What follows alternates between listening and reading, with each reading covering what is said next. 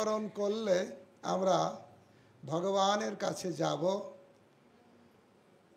এবং অদ্ভুত হচ্ছে এই লীলা চৈতন্য চরিতামৃত এই অধ্যায়ে লাস্টে বলছেন এই নির্জান লীলা যদি কেউ শ্রবণ করবে সেও ভগবত ধামে বা ভক্তি লাভ করতে পারবে। যার শ্রবণে কৃষ্ণের দৃঢ় ভক্তি হয়, এই নির্জান তত্ত্ব যদি কেউ শুধু শুনবে তারও কৃষ্ণের প্রতি দৃঢ় ভক্তি হবে। এই অধ্যায়ের এত মাহাত্ম্য, যেখানে মৃত্যুর কথা, মানুষ মৃত্যুর কথা থেকে দূরে থাকতে চায়। 5 জন লোককে ডেকে আপনি মৃত্যুর কথা বলতে যাবেন, বাবা এখানে কেন আসলাম, এখানে মনটা নরম হয়ে যায়। আর একটা জায়গায় গেলে আরও চোখটা লাল হয়, সেখানে যাওয়াটা ভালো ছিল, ভুল করে কেন এখানে আসলাম, এরকম বলতে থাকে। এই জন্য ভক্ত যেখানে আলোচনা করে, বিশেষ করে ভক্তি জগতে আমরা যদি প্রবেশ করতে চাই, প্রথমে যে জিনিসটা জানতে হবে সেই জিনিসটা হচ্ছে যে সবাইকে একদিন মৃত্যুবরণ করতে হবে। স্লোগান দিতে পারে, মরিতে চাই না আমি সুন্দর ভুবনে, মানবের মাঝে আমি বাঁচিবারে চাই। তা সবাই বাঁচতে চায়, স্লোগান দিয়েছে, তিনিও দেহ রেখেছেন, যে ওই স্লোগানের তালে তাল দিচ্ছে তাদেরও সেই পথে যেতে হবে, অর্থাৎ কেউ আমরা বাঁচতে পারি।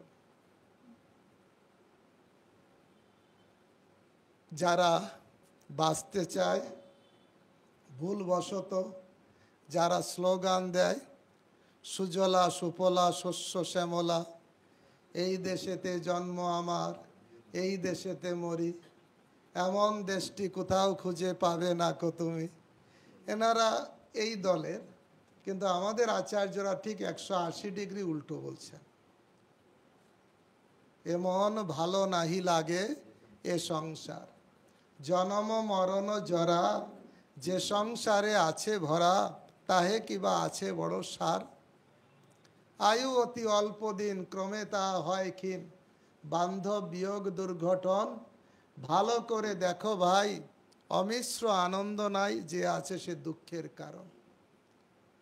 সে সুখের তরে তবে কেন মায়া দাস হবে, হারাইবে পরমার্থ ধন। ইতিহাস দেখো, ইতিহাস আলোচনে ভেবে দেখো শুদ্ধ মনে, কত আসুরিক দুরাশয়, ইন্দ্রিয় তর্পণ সার করি কত দুরাশায়, শেষে লবে মরণ নিশ্চয়। একদিন তাদেরও হাতিশালায় হাতি ছিল, ঘোড়াশালায় ঘোড়া, এখন যে দেখবেন ভুতুড়ে বাড়ি, হয়তো ভূত প্রেত নাচানাচি করছে, এমন এমন কত বড় জমিদার বাড়ি টাড়ি সব পড়ে আছে। মরণ সময়ে তারা হইয়া উপায় হইয়া হারা, অনুতাপ অনলে জনিল, কুকুর আদি পশু প্রায়, জীবন কাটায় হায়, পরমার্থ কভু না চিন্তিল। এরা কুকুর বিড়ালের মতন শুধু জীবন যাপন করলো, পারমার্থিক ব্যাপারটা চিন্তা করলো না। নিশ্চিত যে মৃত্যু, অ্যাজ ট্রুথ অ্যাজ ডেথ, এই নিরেট সত্যটাকে তারা বুঝলো না, সেই জন্য দুরবস্থা। তা আমরা ভক্তরা আমরা জানি যে মৃত্যু হবে, আর কিভাবে মৃত্যু হলে আমরা ভগবানের কাছে ফিরে যাব সেটা হরিদাস ঠাকুর তার চরিত্রের মাধ্যমে দেখিয়ে দিয়েছেন। চৈতন্য চরিতামৃতে প্রতিটা অধ্যায়ের এক একটা শ্লোক স্থাপন করেছেন কবিরাজ গোস্বামী, যে শ্লোকটা পড়লেই বোঝা যাবে এই অধ্যায় কি বলতে চেয়েছেন। নমামি হরিদাসং তং চৈতন্য তং চ তৎপ্রভুম, সংস্থাতামপি জন্মূর্তিং সাংখ্যকৃত্যা ননার্তজা। আমি হরিদাস ঠাকুরকে আমার সশ্রদ্ধ প্রণতি নিবেদন করি এবং তার প্রভু শ্রী চৈতন্য মহাপ্রভুকে আমার সশ্রদ্ধ প্রণতি নিবেদন করি। দুইজনকে প্রণাম করছেন, হরিদাস ঠাকুরকে এবং মহাপ্রভু। কিন্তু মহাপ্রভুর বিশেষণ দিচ্ছেন, যিনি হরিদাস ঠাকুরের পরিত্যক্ত দেহ কোলে নিয়ে নৃত্য করেছিলেন। দুইজনকে আমি প্রণাম করি, কিন্তু এই মহাপ্রভু কি করেছিলেন? এই হরিদাস ঠাকুরের দেহটা নিয়ে উনি নৃত্য করেছিলেন। আমার মনে হয় পুরো পড়তে গেলে সময় লাগবে, মনে হয় কিছু টাইমের ব্যাপার আছে।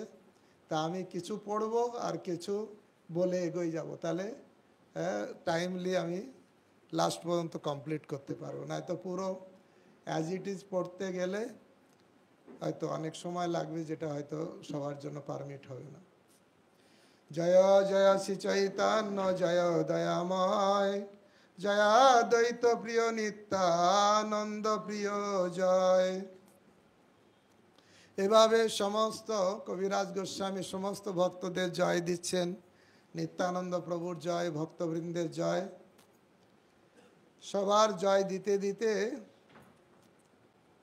বলছেন এইসব ভক্তদের কেন আমি জয়ধ্বনি দিচ্ছি? তার কৃপায় আমি কিছু চৈতন্যের লীলা লিখতে পারি। আমার যোগ্যতা নেই, এই সব বৈষ্ণবের গুণগান করে তাদের কৃপায় আমি কিছু গুণ লিখতে পারি। এসব প্রসাদে লিখে চৈতন্য লীলা গুণ, জৈছে তৈছে লিখি করি আপন পাবন। আমি এনাদের আশীর্বাদে যে কোনোভাবে, কত দৈন্যতা কবিরাজ গোস্বামীর। পুরুষের কীট হইতে মুই সে লঘিষ্ঠ, জগায় মাদাই হইতে মুই সে পাপিষ্ঠ। কবিরাজ গোস্বামীর কথা, যিনি এত বড় সাহিত্য, যিনি চৈতন্য চরিত লিখেছেন, যেটা হচ্ছে মাধুর্যের পুর, আর তার এত দৈন্যতা। মোর নাম লয় যেই তার পাপ হয়, মোর নাম শোনে যেই তার পুণ্য ক্ষয়। এত দৈন্যতা কবিরাজ গোস্বামী। তো এখানে বলছেন যেমন তেমন ভাবে লিখি আপনাকে শোধন করার জন্য। মহাপ্রভু তো অলরেডি নীলাচলে আছেন। হরিদাস ঠাকুর, একটু ব্যাকগ্রাউন্ড বলি। চৈতন্য মহাপ্রভু 24 বছর গৃহস্থ লীলা করলেন। 24 বছর শেষে যেই মাঘ মাস, তার শুক্লা পক্ষে প্রভু করিলা সন্ন্যাস। সন্ন্যাস গ্রহণ করে জানেন রাঢ় দেশ 2-3 দিন ভ্রমণ করে অদ্বৈত আচার্যের গৃহে আসলেন। অদ্বৈত আচার্য খুব সুন্দর সেবার ব্যবস্থা করলেন। অনেক বর্ণনা, ডিটেলসে যাচ্ছি না। সেখানে 10 দিন মহাপ্রভু ছিলেন। সারা নবদ্বীপবাসী সবাই শান্তিপুরে চলে গেছিলেন, এবং গঙ্গা পার হওয়ার জন্য নৌকাও ছিল না, সবাই সাঁতার কেটে যাচ্ছেন। গর্ভবতী মা, ছোট বাচ্চা কোলে নিয়ে মা, বৃদ্ধ সবাই সাঁতার কাটলো, কেউ একজনও ডুবে গেল না। বললাম আছে চৈতন্য ভাগবত। 10 দিন মহাসংকীর্তন হলো সেখানে। 10 দিন পরে চৈতন্য মহাপ্রভু যখন মায়ের কাছে বিদায় নিয়ে যাত্রা শুরু করলেন, এই হরিদাস ঠাকুর অদ্বৈত আচার্যের সঙ্গে ছিলেন শান্তিপুরে। যখন মহাপ্রভু জন্ম হয়েছিল তখন অদ্বৈত আচার্য আর হরিদাস ঠাকুর দুইজন নৃত্য করেছিলেন। কেন নাচে কেহ নাহি জানে। শান্তিপুরে অদ্বৈতের সঙ্গে থাকতেন, ভাগবত কথাতে থাকতেন। যখন মহাপ্রভু চলে যাচ্ছেন তখন মহাপ্রভু চরণে পড়ে একদম কান্না করছেন, প্রভু আমার কি হবে? আপনি চলে গেলে আপনার দর্শন কোথায় পাব? আমি তো পুরী ধামে যেতে পারবো না, আমি কি আর আপনার দর্শন পাবো না? তখন মহাপ্রভু বলেন, হরিদাস তুমি চিন্তা করো না, আমি পুরীতে যাব, আমি তোমার জন্য জগন্নাথের কাছে প্রার্থনা করব যাতে তোমাকে নিয়ে আমি নীলাচলে যেতে পারি। আজকে দেখছিলাম গুরু মহারাজ গোপাল কৃষ্ণ গোস্বামী মহারাজের উদ্দেশ্যে লিখেছেন, ওনার তিরোভাব তিথি আজকে, প্রথম তিরোভাব তিথি। অনেকে সুন্দর সুন্দর ওনার লীলা বর্ণনা করছিলেন, শুনছিলাম, কালকেও শুনলাম, আজকেও শুনলাম। সেখানে গুরু মহারাজ লিখছেন, গোপাল কৃষ্ণ মহারাজের শিষ্যদের জন্য, আমি তোমাদের জন্য যখনই আমি রাধা মাধবের সামনে যাই আমি তোমাদের জন্য প্রার্থনা করি। তো দেখুন ভগবান ভক্তের প্রার্থনা। তা মহাপ্রভু বলছেন আমি নীলাচলে যাব, আমি জগন্নাথের কাছে তোমার জন্য প্রার্থনা করব। তা বুঝতে হবে কেউ যদি আমাদের জন্য সদয় হয় তাহলে আমাদের রাস্তাটা ক্লিন। এই জন্য ভক্তি বিনোদ ঠাকুর এক জায়গায় লিখেছেন, বৈষ্ণবের আবেদনে কৃষ্ণ দয়াময়, এহেন পামর প্রতি হবেন সদয়, বিনোদের নিবেদন বৈষ্ণব চরণে, কৃপা করি সঙ্গে লহ এই অকিঞ্চনে। তা বৈষ্ণব যদি আমার জন্য কৃপা করেন, আমার জন্য বলেন, তাহলে আসলে কবিরাজ গোস্বামী চৈতন্য চরিতামৃতের 3 সিদ্ধির কথা বলেছেন। সাধন সিদ্ধ, না নিত্য সিদ্ধ, সাধন সিদ্ধ আর কৃপা সিদ্ধ। আমরা কেউ নিত্য সিদ্ধ নই, জানি না কেউ থাকতে পারেন। আর সাধন ভজন করে যে সিদ্ধি লাভ করবো সেও ভরসা নেই। আমাদের ভজন সাধনের, আমার মতন যারা তাদের কথা বলছে, আমার ভজন সাধনের যা ক্ষমতা, যা কোয়ালিটি, এতে কোনো ভরসা করা যায় না। কিন্তু একটার উপরে ভরসা করা যায়, বৈষ্ণবের কৃপা। এখানে বলা আছে, সেই জন্য কবিরাজ গোস্বামী কৃপা সিদ্ধির উপরে খুব জোর দিয়েছে। আমার যোগ্যতা নেই, কিন্তু কখনো বৈষ্ণব যদি আমার হয়ে ভগবানকে বলে, আমাকে হাত ধরে নিয়ে যায়, তাহলে উদ্ধার পাব। এখানে মহাপ্রভু হরিদাস ঠাকুরের জন্য বললেন, তাই বলে মহাপ্রভু তো চলে গেলেন। ঠিক হরিদাস ঠাকুর পরের বছরই যখন শিবানন্দ সেন 300-400 ভক্ত নিয়ে যাচ্ছিলেন, সেই সঙ্গে হরিদাস ঠাকুরও গেলেন। আর নীলাচলে প্রবেশ করেছেন, প্রবেশ করেই বড় দাণ্ডে রাস্তার ধারেই পড়ে আছে, ওখানেই মহাপ্রভুকে প্রণাম করেছেন। ঘরে গম্ভীরায় যায়নি, ওখানেই প্রণাম করে ওখানেই পড়ে আছে। ভক্তরা মহাপ্রভুর সঙ্গে দেখা করলেন। আর মহাপ্রভু এদিকে অলরেডি আগে তিনি কার বাড়িতে ছিলেন, ও গম্ভীরায় কার বাড়ি যেন, কাশী মিশ্র, সরি কাশী মিশ্রকে আগে থেকে বললেন আমার একটা ঘর লাগবে। দেখুন এত ভক্ত আসছে, বলছে আমার একটা ঘর লাগবে। বলে আপনার তো সব, বলছে না নির্জন হবে, আবার একটু মন্দিরের কাছে হবে। বলছে আমার বাগান বাড়ি একটা ঘর আছে, আপনি এটার রাখুন। কার জন্য রেখেছেন? হরিদাস ঠাকুর। আগের থেকে বিশেষ লোক আসলে আগের থেকে আমরা রিজার্ভ করে রাখি, তাহলে কত নিকটতম। মহাপ্রভুকে কাছে যায়নি, রাস্তার পাশে ওখানে প্রণাম করে ওখানেই পড়ে আছে। ভক্তরা মহাপ্রভুকে প্রণাম করলেন, বলে আমার হরিদাস কোথায়? মহাপ্রভু তো জানেন যে আসছে, বলছে না উনি তো রাস্তার পাশেই পড়ে আছে। মহাপ্রভু নিজে চলে আসলেন, এসে হরিদাস ঠাকুরকে তুলে নিয়ে আলিঙ্গন করলেন, আর ওনাকে নিয়ে ওনার বাসা ঘর দিলেন, সব আছে।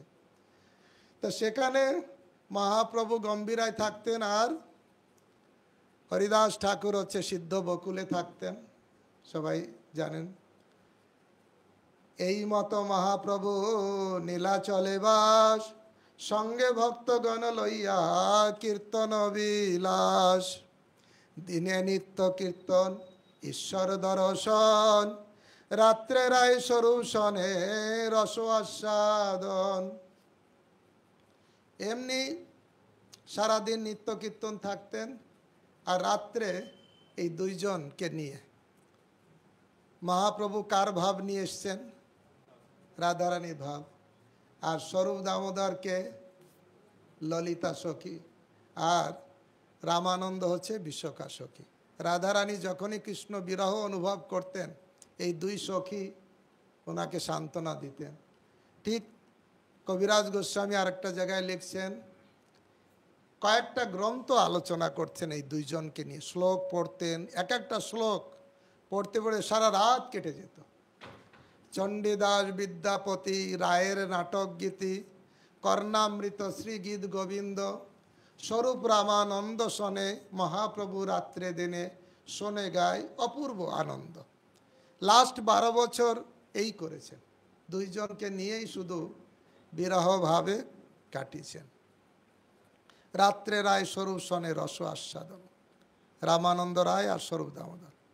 এই মতো মহাপ্রভুর সুখে কালো যায়, কৃষ্ণের বিরহ বিকার অঙ্গে নানা হয়। দিনে দিনে বাড়ে বিকার, রাত্রে অতিশয়, চিন্তায় উদ্বেগ প্রলাপাদি যত শাস্ত্রে কয়। স্বরূপ গোসাইয়া রামানন্দ রায়, রাত্রে দিনে করে দোহের প্রভুর সহায়। ললিতা বিশাখা যেমন রাধারানী সহায়, স্বরূপ দামোদর রামানন্দ রায় এই মহাপ্রভুর সহযোগিতা করতেন। একদিনের ঘটনা, গোবিন্দ তো প্রতিদিন হরিদাস ঠাকুরের জন্য প্রসাদ নিয়ে যান সিদ্ধ বকুলে। একদিন গোবিন্দ মহাপ্রসাদ লইয়া হরিদাসে দিতে গেলা আনন্দিত হইয়া। দেখে হরিদাস ঠাকুর করিয়াছে শয়ন, মন্দ মন্দ করিতেছে সংখ্যা সংকীর্তন। গোবিন্দ প্রসাদ নিয়ে গিয়েছেন, দেখছেন হরিদাস ঠাকুর বসে নেই, শুয়ে আছে, আর শুয়ে শুয়ে জপ করছে। গোবিন্দ কয়ে উঠো আসি করহ ভোজন, হরিদাস কয়ে আজি করিব লঙ্ঘন। গোবিন্দ বলছেন প্রভু আপনি উঠে আসুন, প্রসাদ নিয়ে এসেছি গ্রহণ করুন। বলছেন না, আজকে প্রসাদ গ্রহণ করব না। কেন করব না? শঙ্কা কীর্তন পুরে নাই কেমনে খাইব, মা প্রসাদ আনিয়াছ কেমনে উপেক্ষিব। এত বলি মহাপ্রসাদ করিলা বন্দন, এক রঞ্চ লইয়া তার করিলা ভক্ষণ। প্রসাদ অবমাননা করা উচিত নয়, শাস্ত্রে বলছে প্রসাদ পাইবা মাত্র ভক্ষণ করবে। কিন্তু সংখ্যা নাম পূরণ হয়নি, মহাপ্রসাদ এসে গেছে, এজন্য এক টুকরো নিয়ে খেলেন, বন্দনা করলেন, টুকরো নিয়ে খেয়ে আবার সেইভাবে। এবার গোবিন্দ যে মহাপ্রভুকে বলেছেন, গোবিন্দ বলেছেন মহাপ্রভুকে, প্রভু হরিদাস ঠাকুরের মনে হয় শরীর ভালো নেই, কারণ কখনো দেখি না উনি শুয়ে শুয়ে জপ করছেন। আর প্রসাদ দিতে গেলাম, বললে এখনো সংখ্যা নাম পূরণ হয়নি, প্রসাদ গ্রহণ করব না, পরে মনে হচ্ছে শরীর ভালো নেই, দেহ ভালো নেই। আর দিন মহাপ্রভু তার ঠাই আইলা, সুস্থ হরিদাস বলি তারে পুছিলা। আমরা বলি না কেমন আছেন প্রভু, মহাপ্রভু হরিদাস ঠাকুরকে বললেন হরিদাস কেমন আছো হরিদাস। আমরা কি বলি শরীরটা ভালো নেই, উনি বলছে শরীর ভালো আছে। নমস্কার করিতে হো কইলা নিবেদন, শরীর সুস্থ হয় মোর অসুস্থ বুদ্ধি মন। আমরা ডাক্তারের কাছে যাই কি জন্য? শরীর অসুস্থ বলে, মন অসিদ্ধ বুদ্ধি অশুদ্ধর জন্য ডাক্তারের কাছে যাই। হ্যাঁ যেতে হয়, প্রভুপাদ ডাক্তারের ব্যবস্থা করেছেন, হসপিটালের ব্যবস্থা করেছেন, আর সেটাই হচ্ছে ইস্কন মন্দির, যেখানে সাধু তার ছিল প্রভুপাদ সারা পৃথিবী জুড়ে এই হসপিটাল খুলেছেন, যেখানে সুন্দর সুন্দর ডাক্তার সারা পৃথিবীর মানুষের বুদ্ধির রোগ মনের রোগ সারাচ্ছে।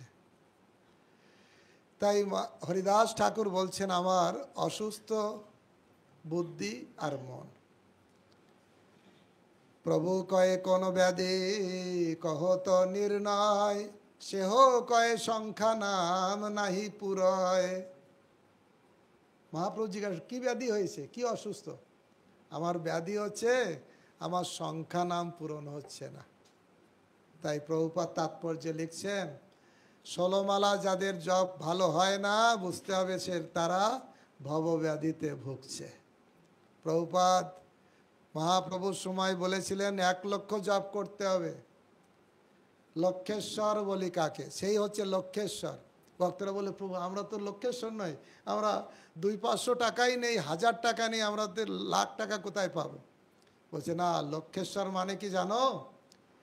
লক্ষেশ্বর লক্ষ নাম যে গ্রহণ করে, যে লক্ষ নাম গ্রহণ করে সেই লক্ষেশ্বর। আমি তার ঘরে প্রসাদ পাবো, আর কারো ঘরে যাব না। ছিল প্রভুপাদ মিনিমাইজ করে আমাদের অধপতিত অবস্থা দেখে, তিনি আরও আচার্য তো, অবস্থা দেখে মিনিমাইজ করে বলেছেন কমপক্ষে 16 মালা, কমপক্ষে বলেছেন, বেশির পক্ষে না, কমপক্ষে মিনিমাইজ, তারপরে যত বাড়ানো যায়। 16 মালা জপ না হলে বুঝতে হবে ভবব্যাধি। মহাপ্রভু বলছেন, যখন হরিদাস ঠাকুর এরকম দৈন্য করে বলছেন যে আমার সংখ্যা নাম পূরণ হচ্ছে না, এটা আমার ব্যাধি, মহাপ্রভু এবার হরিদাস ঠাকুরের গুণগান করছেন। হরিদাস, তুমি বৃদ্ধ হয়েছ, ভজন একটু কম করো, তুমি তো সিদ্ধ পুরুষ, তোমার ভজনে কেন এত আদর? এখন আর এত ভজন করতে হবে, তুমি সিদ্ধ অবস্থা। আর হরিদাস ঠাকুর, মহাপ্রভু আমাকে সিদ্ধ বলে দিয়েছে, আমি না। তার কত দৈন্যতা, না প্রভু আমি খুব অধম, আপনি আমাকে উপরে চড়ালেন বলছেন। দেখুন সুন্দর কথা। প্রভু কয়ে, বৃদ্ধ হইলা সংকল্প কর, সিদ্ধ দেহ তুমি সাধনে আগ্রহ কেন কর, লোক নিস্তারিতে এই তোমার অবতার, নামের মহিমা লোকে করিলা প্রচার। তুমি জগৎ জীবের উদ্ধারের জন্য, জগৎ জীবকে উদ্ধার করার জন্য তুমি নামের মহিমা প্রচার করেছ। আমি সেদিন চৈতন্য চরিতামৃতের 3য় অধ্যায় দেখবেন, হরিদাস ঠাকুরের এত গুণগান চৈতন্য চরিতামৃতের অন্তলীলার 3য় অধ্যায় আছে। কিভাবে রঘুনাথ দাস গোস্বামীর পিতা হিরণ্য গোবর্ধন ওখানে গিয়েছিলেন, আর সেখানে পণ্ডিতরা বলতে হরিদাস ঠাকুরকে দেখে সবাই আলোচনা করতে লাগলো, নাম, ও নাম করলে সব পাপ চলে যায়, ও নাম করলে মুক্তি হয়। হরিদাস ঠাকুর বলে, আরে না না না না, নামের এটা আসল ফল না, এটা নামের আভাসেই সব হয়, মুক্তি হয়, পাপ চলে যায়, কিন্তু নামের আসল ফল কৃষ্ণ প্রেম। তখন ওখানে একজন চক্রবর্তী, গোপাল চক্রবর্তী হবে, হ্যাঁ গোপাল চক্রবর্তী বলল, দেখো দেখো দেখো ভাবুকের ব্যাখ্যা দেখো, যদি হরিনামে যদি মুক্তি, এই বলে কোটি যুগের ব্রহ্মজ্ঞানে যেই মুক্তি নয়, এই বলে নামাভাসে সেই মুক্তি হয়। গোপাল চক্রবর্তী বলছে, আরে কোটি জন্মের ব্রহ্মজ্ঞানে যে মুক্তি পাওয়া যায় না, এ বলছে নাম দরকার নেই, নামের আভাসে এই মুক্তি হয়ে যাবে। দেখো দেখো ভাবুকের ব্যাখ্যা শোন, যদি মুক্তি না হয় তোমার নাক কেটে নেব, এরকম কথা বলবে। হরিদাস ঠাকুর বলছে, তোমাকে কাটতে হবে না, যদি নামে মুক্তি না হয়, নামাভাসে, শুদ্ধ নামে নয়, নামাভাসে যদি মুক্তি না হয়, আমি আমার নাক কেটে দেব।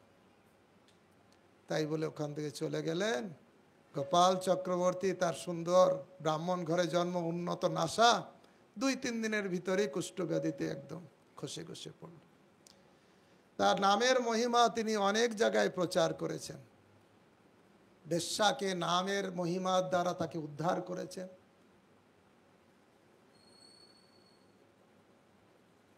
বেশ্যা হইল পরম মহান্তি, বড় বড় কোটি না, বড় বড় মহান্ত দর্শনে জানতে, যারা বড় বড় সাধু তারাও তার দর্শনে যাচ্ছে, সে হলো মহান্তি, তার দর্শন করার জন্য সাধুরা চাচ্ছে। দেখুন অত বড় কার, পরশ পাথরের স্পর্শে যেমন লোহা সোনা হয়ে যায়, ঠিক সেরকম। আমি একটা কবিতাতে গুরু মহারাজকে লিখেছি, পরশ পাথর যার স্পর্শে কতজনকে সোনা করলেন। তো এইভাবে হরিদাস ঠাকুরকে গুণগান করছেন, যাওয়ার টাইম, ঠিক আছে, হরিবল।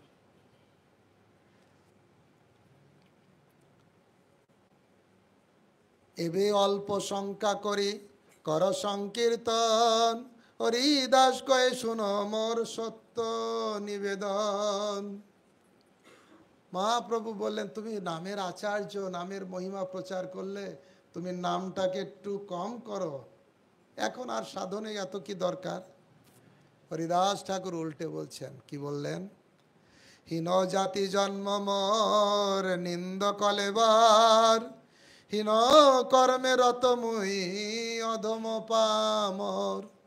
হরিদাস ঠাকুর নিজেকে কত দৈন্য, এটা দেখানোর জন্য নয়। অনেক সময় আমরা দৈন্যটা দেখাই, কেউ আমাকে ভালো বৈষ্ণব মনে করবে ওই জন্য, কিন্তু যারা শুদ্ধ ভজন করে তারা তাদের স্বাভাবিকভাবে হৃদয় থেকে দৈন্যতা আসে। সনাতন গোস্বামী, তার যে দৈন্যতা, কুষ্ঠ না, যে কণ্ডরসা হলো, কত দৈন্যতা। আপনারা সনাতন গোস্বামী যখন বৃন্দাবন থেকে এসেছেন দেখবেন। তো এইভাবে বৈষ্ণব যারা, তাদের স্বাভাবিক গুণ হচ্ছে দৈন্যতা। অদৃশ্য অস্পৃশ্য মোরে অঙ্গীকার কইলা, রৌরব হইতে কাড়ি মোরে বৈকুণ্ঠে চড়াইলাম। অনেক নাচাইলা মোরে প্রসাদ করিয়া, বিপ্রে শ্রাদ্ধ পাত্র খাইন ম্লেচ্ছ হইয়া। হরিদাস ঠাকুর মহাপ্রভুকে বলছেন, আপনি আমাকে অনেক নাচালেন। প্রভুপাদ যেমন বললেন, নাচাও নাচাও প্রভু নাচাও সে পথে, কাষ্টের পুত্তলি যথা নাচাও সে মতে। হরিদাস ঠাকুর বললেন, আমাকে অনেক নাচালেন, আমি ম্লেচ্ছ কুলে জন্ম নিয়ে আমি ব্রাহ্মণের ম্লেচ্ছ হয়ে যে বিপ্রে শ্রাদ্ধ পাত্র খেলাম। কোথায়? অদ্বৈত আচার্যের পিতৃ শ্রাদ্ধে কাকে ভোজ্যপত্রটা দেবে? কত ব্রাহ্মণ আসলেন, তার ভিতরে হরিদাস ঠাকুরকে এই শ্রাদ্ধ ভোজ্যপত্রটা দিলেন। আর ব্রাহ্মণরা তো রেগে গেলেন, গুরুমা এই লীলা বলেন। তখন হরিদাস ঠাকুর বললেন, যারা থামো থামো, এই নারকেলের অদ্বৈত আচার্য বললেন, থামো থামো। তখন শুকনো নারকেলের পাতা বললেন, যাও তো ব্রাহ্মণের কাছে নিয়ে যাও, তাদের ফুতে তো আগুন ধরে, আগুন ধরে যায়, তাদের মুখে আগুন আছে। এখন অনেক ব্রাহ্মণের মুখে আগুন আছে, বিড়ি খায়, এই জন্য আগুন আছে, কিন্তু কাজের সেই আগুন নেই। তা নারকেলের শুকনো পাতা দিল, তারা কেউ জ্বালাতে পারলো না। হরিদাস ঠাকুরের কাছে নিয়ে যেতে বললেন, আর হরিদাস ঠাকুর কাছে নিয়ে গেলে দিয়ে সঙ্গে সঙ্গে আগুন ধরে গেল। তাদের বুঝিয়ে দিলেন। তো বলছেন, অনেক নাচাইলাম ওরে প্রসাদ করিয়া, বিপ্রে শ্রাদ্ধ পাত্র খাইনু ম্লেচ্ছ হইয়া। এক বাঞ্ছা হয় মোর বহুদিন হইতে, লীলা সম্বরিবে তুমি লয় মোর চিত্তে। হে প্রভু, আসল কথা এখন বলছেন। আমার মনে হয়েছে আপনি তাড়াতাড়ি এই জগৎ থেকে চলে যাবেন, এটা আমার মনে হচ্ছে, কিন্তু আপনার এই অপ্রকট লীলা আমি দেখতে পারবো না। আমার ইচ্ছা আপনার আগে আমি চলে যেতে চাই। সেই লীলা প্রভু মোরে কবু না দেখাইবা, আপনার আগে মোর শরীর পাড়িবা। প্রভু, আমার একটা নিবেদন, আপনার অপ্রকট লীলা আমাকে দেখাবেন না। আমার ইচ্ছা আপনি যাওয়ার আগে আমি এই জগৎ থেকে চলে যাব। কিন্তু আমার তিনটে ইচ্ছা, আপনার আগে যাব, কিন্তু যাওয়ার সময় আমার তিনটে ইচ্ছা, সাধন করো, ভজন করো, মরতে। এখানে তিনটে প্রার্থনা করেছেন, সুন্দর প্রার্থনা। আগে একটু বলি, তার চরণ হৃদয়ে ধরবেন, চোখ দিয়ে মুখপদ্ম ভগবানকে দর্শন করবেন, আর মুখ দিয়ে ভগবানের নাম উচ্চারণ করতে করতে দেহত্যাগ করতে চান। শ্লোকটা সবাই আমার সঙ্গে বলুন। আমরা সবাই ভগবানের কাছে এই প্রার্থনা করি। হৃদয়ে ধরিম তোমার কমল চরণ, নয়নে দেখিব তোমার চাঁদ বদন, জিহ্বায় উচ্চারিম তোমার কৃষ্ণ চৈতন্য নাম। এই মতো মোর ইচ্ছা ছাড়িমু পরাণ।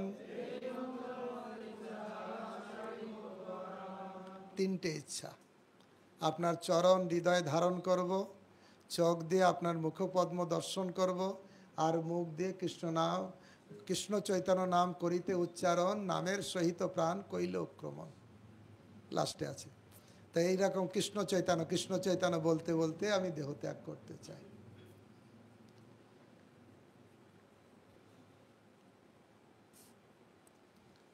বরে ইচ্ছা তোমার প্রসাদ হয়, এই নিবেদন মোর কর দয়াময়। আমার অন্য কোনো ইচ্ছা নেই, এই তিনটে ইচ্ছা পূরণ করার ইচ্ছা। এই নিচ দেহ মোর পড়ুক তব আগে, এই বাঞ্ছা সিদ্ধি মোর তোমাতেই লাগে। আমার এইটাই ইচ্ছা, আমার এইটাই সিদ্ধি, এটাতেই আমার সব কিছু। আপনি যদি আমার এই তিনটে ইচ্ছা পূরণ করে, যাওয়ার সময় আপনার চরণ হৃদয়ে ধারণ করব, আপনার মুখপদ্ম দর্শন করব, আর মুখ দিয়ে কৃষ্ণ চৈতন্য নাম করতে করতে দেহ ত্যাগ করতে। এটাই সব ভক্তের এটাই ইচ্ছা। মহাপ্রভু কি বলছেন? মহাপ্রভু তার প্রিয় ভক্তকে ছাড়তে চায়। প্রভু কয় হরিদাস যে তুমি মাগিবে, কৃষ্ণ কৃপাময় তাই অবশ্য করিবে। তুমি যা চাইবে কৃষ্ণ তাই দেবে, কিন্তু তুমি যা চাইছ আমার কাছে বড় কষ্টকর। কিন্তু আমার যে কিছু সুখ সব তোমা লইয়া, তোমার যোগ্য নহে যাবে আমারে ছাড়িয়া। কিন্তু তুমি চাইছো কৃষ্ণ অবশ্যই পূরণ করবে, কিন্তু আমার যা কিছু সুখ শান্তি আনন্দ সব তোমাকে নিয়ে, আর তোমার এটা উচিত নয় আমাকে ছেড়ে চলে যাওয়া। তখন হরিদাস ঠাকুর চরণে পড়ে বলছেন, প্রভু মায়া করবেন না, আমার মতন আর একটা ক্ষুদ্র জীব যদি চলে যায় আপনার কি ক্ষতি হবে? আপনার কত মহান মহান ভক্ত আছে। এরকম বলছে। কি বলছেন? চরণে ধরি কয়ে হরিদাস না করিও মায়া, অবশ্য মদমে প্রভু কর এই দয়া। মোর শিরোমণি কত কত মহাশয়, তোমার লীলার সহায় কোটি ভক্ত হয়।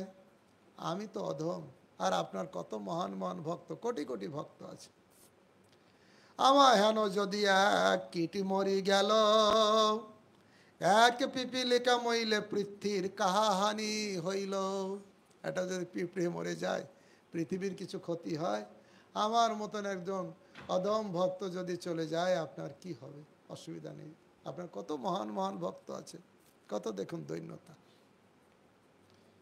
ভক্ত বৎসল প্রভু তুমি মুই ভক্তাভাস, অবশ্য পুরাবে প্রভু মোর এই আস। এইভাবে হরিদাস ঠাকুর এইভাবে প্রার্থনা করেছেন। মহাপ্রভু বুঝতে পেরেছে হরিদাস ঠাকুরকে আর জগতে রাখা যাবে না, তাই কি করলেন? তিনি চলে গেলেন। পরের দিন আবার আসলেন,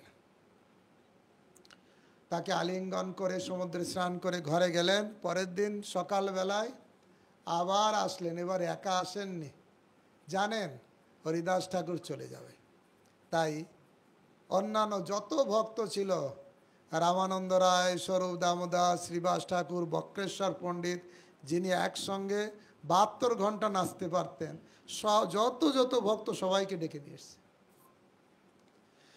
হরিদাস প্রাতকাল ঈশ্বর দেখি সব ভক্ত লইয়া, যত ভক্ত ছিল, হরিদাসে দেখিতে আইলা শীঘ্র করিয়া। হরিদাসের আগে আসি দিলা দর্শন, হরিদাস বন্দিলা প্রভুর আর বৈষ্ণব চরণ। মহাপ্রভু চরণ বন্দনা করলেন আর বৈষ্ণবদের চরণ বন্দনা করলেন। মহাপ্রভু বলছে, হরিদাস কেমন আছো? বলছেন, প্রভু আপনার যেমন কৃপা, যে কৃপা তোমার। এবার মহাপ্রভু বুঝতে পারলেন হরিদাস ঠাকুরকে মাঝখানে রেখে বেড়া কীর্তন, একদম ঘুরে ঘুরে সবাই কীর্তন করতে লাগলেন। অঙ্গনে আরম্ভিলা প্রভু মহাসংকীর্তন, বক্রেশ্বর পণ্ডিত তাহা করেন নর্তন। সরব গোসাই আদি যত প্রভুর গণ, হরিদাসে বেরিস করে নাম সংকীর্তন। মাঝখানে হরিদাস আর সব ভক্তরা কীর্তন করছেন। বক্রেশ্বর পণ্ডিত তিনি খুব নৃত্য করছেন। রামানন্দ সার্বভৌম সবার অগ্রেতে হরিদাস গুণপ্রভু লাগিলা কহিতে, আর হরিদাস ঠাকুরের গুণ বর্ণনা করছেন। হরিদাস ঠাকুর কত মহান। আর সেখানে আমাদের আছে একটা মুখ, মহাপ্রভুর হয়ে গেল 5টা মুখ। বলে না, এ নিন্দাতে পঞ্চমুখ, আর মহাপ্রভু গুণগানে পঞ্চমুখ। হরিদাসের গুণ কহিতে প্রভু হইলা পঞ্চমুখ, কহিতে কহিতে প্রভুর বাড়ে মহাসুখ। এত গুণগান করছেন, আর যত গুণগান করছেন তত আনন্দ মহাপ্রভুর। সব ভক্তরা যত শ্রবণ করছেন তত হরিদাস ঠাকুরের প্রতি তাদের শ্রদ্ধা আরও বাড়ছে, আরও বন্দনা করছেন। মহাপ্রভু গুণগান করছেন আর ভক্তরা যে হরিদাস ঠাকুরের চরণ বন্দনা করছেন। এবার কীর্তনও হচ্ছে। এবার কি করলেন এই হরিদাস ঠাকুর মহাপ্রভুকে ধরে সামনে বসালেন। কারণ চরণটা বুকে রাখতে গেলে তো মহাপ্রভুকে বসাতে হবে। মহাপ্রভু যেমন জয়ানন্দ প্রভু বসে আছেন, এরকম যদি নিচে বসে থাকে হরিদাস ঠাকুর এখানে, তখন চরণটা বুকে নেওয়া যায়। তা মহাপ্রভুকে সামনে বসালেন নিজে অগ্রে। হরিদাস নিজাগ্রে প্রভুরে বসাইলা, নিজ নেত্র ভৃঙ্গ দুই মুখ পদ্মে দিলা। দুটো নেত্রকে ভৃঙ্গ মানে ভ্রমরের সঙ্গে তুলনা করা আছে, আর মহাপ্রভুর মুখটাকে পদ্মের সঙ্গে তুলনা করা আছে। ভ্রমর কি করে? পদ্ম ফুলে বসে, আর বসে আর সেখান থেকে উঠতে চায় না, মধু আস্বাদন করেই করে। ঠিক হরিদাস ঠাকুরের দুই নেত্রকে ভৃঙ্গের সঙ্গে তুলনা করা আছে, আর মহাপ্রভুর মুখকে পদ্মের সঙ্গে। নিজ নেত্র দুই ভৃঙ্গ মুখ পদ্মে দিলা। আর কি করলেন? চোখটা অ্যাটাচ হয়ে গেছে মুখের সঙ্গে। এবার চরণ সহৃদয়ে আনি ধরিল প্রভুর চরণ, সর্বভক্ত পেদু পদরেণু মস্তকে ভূষণ। সবার চরণ ধুলি নিয়ে মাথায় নিচ্ছেন, আর মহাপ্রভুর চরণটাকে ধরে একদম বুকে সাটিয়ে দিয়েছেন। চোখ মুখপদ্মে, আর চরণ দুটো একদম মহাপ্রভুর চরণ হরিদাস ঠাকুরের হৃদয়ে একদম অ্যাটাচ। তার আগে ভক্তদেরও চরণ ধুলি নিয়েছেন, নিয়ে এবার মহাপ্রভুর চরণ ধরে রেখেছেন। চোখ দুটো মহাপ্রভুর মুখপদ্মে দিয়েছেন। এবার বাকি থাকছে মুখ। এবার বলছেন, সবাই আমার সঙ্গে বলুন, শ্রীকৃষ্ণ সব না, পরে শ্রীকৃষ্ণ চৈতন্য শব্দ করিতে উচ্চারণ, নামের সহিত প্রাণ কইল উক্রমণ। বারবার কৃষ্ণ চৈতন্য বলছে, আর নয়ন দিয়ে মুখপদ্মে দিয়েছেন, আর মহাপ্রভু চরণ পদ্মকে হৃদয়ে ধারণ করেছেন, আর মুখ দিয়ে বারবার শ্রীকৃষ্ণ চৈতন্য কি বলছিলেন? শ্রীকৃষ্ণ চৈতন্য, শ্রীকৃষ্ণ চৈতন্য, শ্রীকৃষ্ণ চৈতন্য, শ্রীকৃষ্ণ চৈতন্য। এই নামটা যখন দিয়েছিলেন কে জানেন? কেশব ভারতী মহাপ্রভু সন্ন্যাস নাম। যখনই নাম দিয়েছেন তখন আরেকজন পাগল হয়ে গেছিলেন ওই কৃষ্ণ চৈতন্যের নাম বলতে বলতে। এ হচ্ছে শ্রীনিবাস আচার্যের পিতা। কি নাম ছিল? নামটা ঠিক এই মুহূর্তে মনে নেই। শ্রীনিবাস আচার্যের, ওনার আগের নাম অন্য কিছু ছিল। হ্যাঁ, না বিপ্র